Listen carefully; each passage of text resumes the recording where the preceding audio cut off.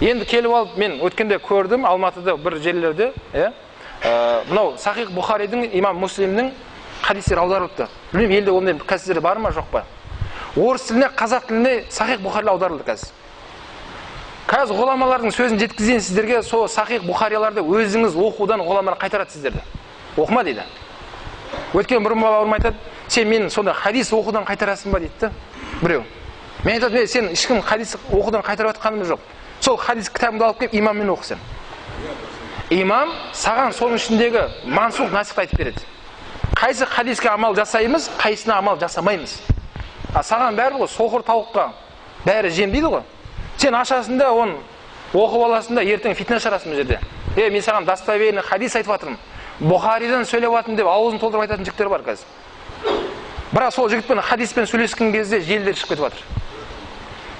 Бір таңғалғаны мұсылман адам қатесін мойындау керек. Ол ұялып жатқан жоқ. Мен хадисім оказывается осындай екен ғой. Құрметті имам, кешіріңіз, мен тауыма келдім, ондай көрген жоқпын мен. Қайттан екінші жағын бірдеңе іздеп тұрады. Жоқ, мен сұрастырамын. Ал сұрастыр, бар, ізде тап деймін. Бауырлар, жаңа айтылғандай, осы нәрсенің бәрі неге алып келеді? Бұның бәрі фитнаға алып келіп жатыр. Осы нәрсенің бәрі, жаңа айттық, біздер қазіргі таңда уақытында Наурызбай, Бөгенбайлар елді, жерді, дінді қалай қорғаған болса, қазіргі таңда бізді сондай қорғайтын қылдың үстінде тұрмыз. Жаңа айтылды. Осы идеология уақытындағы батырлардың уақытында жаман идеология қазір ортада бар. Олар білек керек емес, найза керек емес, білім керек. Осы біліммен ғана оларды қайтарамыз. Құрметті жамағат, жаңа айтылғандай, осы Ханафи мазхабы, Абу Ханифа мазхабы. Бұл сахабалардың жолы, бұл Расуллахтың жолы. Оны дәлелдеп бере аламын. Қазір жұмадан кейін алып қосарба жігіттер болса қалыңдар осы жерде. Отырып сөйлесейік. Мұсылманмен сөйлемеңдер. Сырттан сөйле, ол ғайбат болады. Құран кәрімде Алла субханала тағала айтады, сендер ғайбат сөйлемеңдер. Ғайбат сөйлесең, туған өзіңнің бауырыңды ет жасап берсе, жей аласың ба сон дейді. Сен бауырыңа біреу шашлык істеп берсе, жейсің сон, қалай жейсің? Содан да жаман нәрсе болады дейді. Ғайбат сөйлемеңдер дейді. Сол үшін бауырлар, жаңа айтылғанда Алла субханала тағала Құран кәрімде «Фас'алу ахл зикри ин кунтум ла та'ламун» деген аятқа амал жасайық. Оның мағынасы, сендер әрбір салада маманмен кеңесіңдер, сұраңдар дейді. Маманнан. Қазіргі таңда біздің Қазақстан мұсылмандар діни басқармасы соның мамандары. Ертең ақыретте діннен солар ғана сұралады. Амал істемесе жамағат сұралады. Алланың алдына ертең бәріміз қайтамыз. Бәр шамыз сұраламыз. Тісің ауырса имамға келме, стоматологқа бар. Заң керек болса юристке бар. Дін керек болса имамға кел. Мешітке кел, мамандармен отыр, сұра, одан кейін амалға өт. Біреу айтты, ондай бол дұрыс емес. Жаңа айттым, осы Абай өңіріміз уақытысында әдемі, елге, халыққа танылған өңіріміз еді. Қазіргі таңда осы жерлер қара сақалдылар деген сондайға атаққа ие болды. Қазір Абай өңір десең, сақалдылардың ауылы ма дейді. Мен намысым келеді сөзде. Сен неге өйтіп айтасың? Мен елім ол, жерім. Қалай сақалдардың ауылы? Жоқ, білеміз ғой сендердің ауылдар не болып жатқанын дейді. Міне осындай деңгейге жеттік, бауырлар. Осындай деңгейге жеттік. Сол үшін бұл сақалдардың ауылы емес. Бұл мұсылмандардың елі. Кім ла илаха иллалла Мұхаммад Расулалла дейтін жер сол жеді. Бұл өзіміздің тәуелсіздік еліміз мынау. Ешкім сақалдардың жері емес бұл. Ешқандай сақалдардың да идеологиясын алып келіп, ойраңдап жүретін жер емес бұл. Бауырлар, ашық айтамыз, отпен ойнамаңыздар. Отпен ойнамаңыздар. Мынау Сансызбай ұстаздың жақсы бір сөзі бар. Сол имамның шәкірті болып жүрген, имамның артында насихатын тыңдап жүрген бір бала соғыста емес қазір. Сирияда жоқ ондай бала. Болмай-ақ та қойсын. Бір бала осы идеология үшін түрмеде отырған жоқ.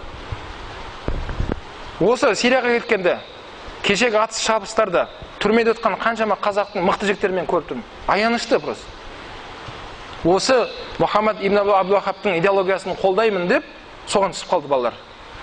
Олардың ата-анасының жылағандарын көрген кезде жүрегің ауырады. Қаншама балалары жылап жатыр, әйелдері жылап жатыр. Бірақ олар түрмені сауапты басқа жақтан іздеп жатыр. Себебі мына идеология сондайға құрылған идеология. Осы жолдың басында бастаған 600 ғасырда өмір сүрген Ибн Таймия рахмахуллахта осылай құрбан болған осы жолда. Соны Осман империясы оны өлтіртті сол жерде. Одан кейін 18 ғасырда Мұхаммад ибн Абдул-Ваххаб қайттан жабылған қазанның қақпағын ашып берді. Қақпағын ашып берді. Ол идеология қайттан әлемге шықты. Сол кезде және ол жабылды. Енді қазір қайттан ашылды. Қайтадан осыны сырттан алып келіп жатқан осындай көсемсымақтар бар.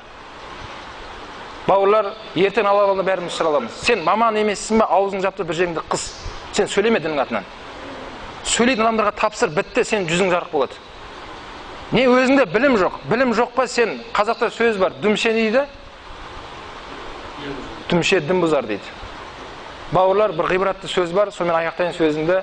Мына орманда ағаштар жиналып ақылдасқан екен. Бір балта деген жау шығыпты. Сол балтаны қалай тоқтатамыз? Сол кезде Емен деген ағаш ақсақал ретінде ақыл айтқан екен. Біліңдер, сол балтаның сабы неден жасалынған? Кейін айтқан екен, балтаның сабы ағаштан жасалынған. Сол кезде айтқан екен, әттең, сол ешкім арамыздан біреу шығып сол балтаға сап болмағанда біз ешкім шаба алмайтын еді ғой дейді. Енді өкініш дейді. Сол секілді қазір ортамызда бөлініп жатқан адамдарды мен халықтың дұшпаны деп есептеймін. Халық жауы деп есептеймін ондай адамдарды. Үйіп отқан жамағатты қазір бөлініп жатыр. Енді бөлінді екен ғой да барып сөйлессең, сөзінде тұра алмайды. Барып кітаппен сөйлесең, не кітаппен сөйлесе алмайды, не өзінде білім жоқ. Әйтеуір шала шұрпа бір естіп алған бір нәрселері бар. Соны не істей береді? Дауласа береді. Жоқ, сунна. Дұрыс сунна, бірақ мынандай сүннетті қарасайшы сен. Оның тарихын көтеректе, сен айтқан сүннетің қашан болды? Мынау хадис қашан болды? Тарих бар ғой бұл жерде. Датасы бойынша